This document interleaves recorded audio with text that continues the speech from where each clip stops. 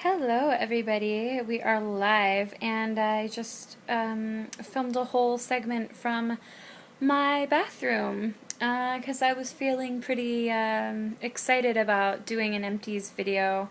Um, so I did it from my bathroom floor, and then I realized that the lighting was so bad in there that I apologize for that, and I will work on getting some more accommodating lighting for my videos, and make them just less difficult and grainy to see. So I also have two new cameras, so I won't be using my iPad or iPhone too often. Um, I don't really like the quality of it, and it's just difficult to watch back, and it's not that good quality. So I wanted to talk tonight a little bit about Lyme disease and treatment for Lyme disease, because I have some emails in my inbox and people just inquiring about my journey with Lyme disease and how long I've had Lyme disease, and just what I'm doing for it. I don't really want to talk about it too much because I kind of want this to be more of a happy, upbeat lifestyle blog. But I will say that I was diagnosed with Lyme disease in March of this year. I've been symptomatic off and on for 6 years. So, right at the end of about fall of 2006 is when I first started feeling the mono symptoms and the um, reoccurring recurring sinus infections, and I would get strep throat twice a year pretty much ever since. What I want to advise you to do if you start feeling very ill all at once is to get tested. I think the most important thing you can do is to go to a Lyme literate doctor. Of course, if you find a tick bite, or if you have the rash, the bullseye rash, which I actually did not have. But if you have the rash, absolutely, positively go to a doctor as soon as possible and get tested. Do the Western blot test and the ELISA, ELISA test, and just basically, cover your bases, because I've had it for a very long time, and I actually,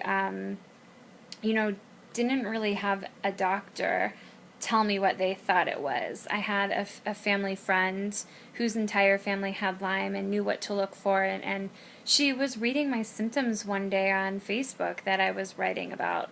And she said, I think that you are absolutely a candidate for having Lyme, and I think you should get tested. And based on your symptoms, this is what my family went through. So it was just a real godsend to have somebody like that in my life. And my goal with my progressing forward through treatment and through getting my life back on track and just kind of claiming back my wasted 6 years, is to spread awareness. And my biggest goal right now, right tonight, as we stand here or sit here, is to actually get to the point where Lyme disease is a household word, like cancer, like heart attack, like stroke. Lyme disease is an epidemic, and it's definitely spreading through the U.S., if not the world at large. And it's very dangerous and can be very fatal. It's a full, it's a disease. It's a really serious disease, and not to be, the bearer of such bad news, but you can definitely, there is a cure. It is controversial, so it is more difficult to find the cure, but it is possible, and I'm kind of on that road right now.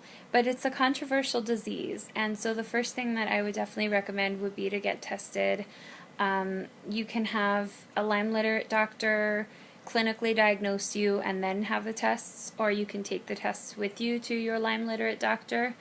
I went to a prompt care, after having many years of other kinds of doctors, I went to a prompt care and ordered up these tests. And it was out of pocket. It was about $90.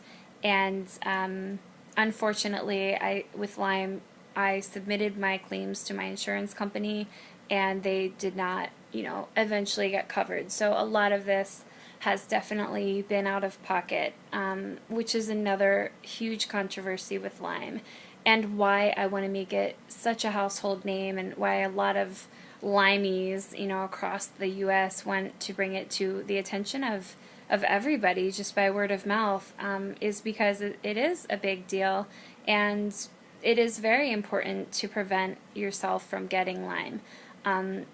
And many, many co-infections of Lyme, which I just found out what mine are, and so this week was a little rough, and I had a difficult couple days just grasping the reality of it, because I think what you can do, you can definitely get into a point where you're kind of comfy with, if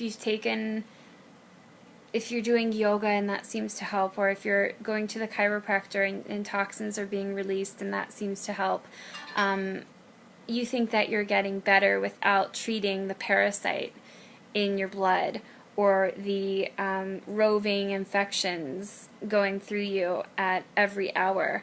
But you're treating certain symptoms, so you're thinking you're treating the actual infection, when in reality what you need to be treating is the infection and the virus. I have several infections and several viruses, and at first it can be quite daunting.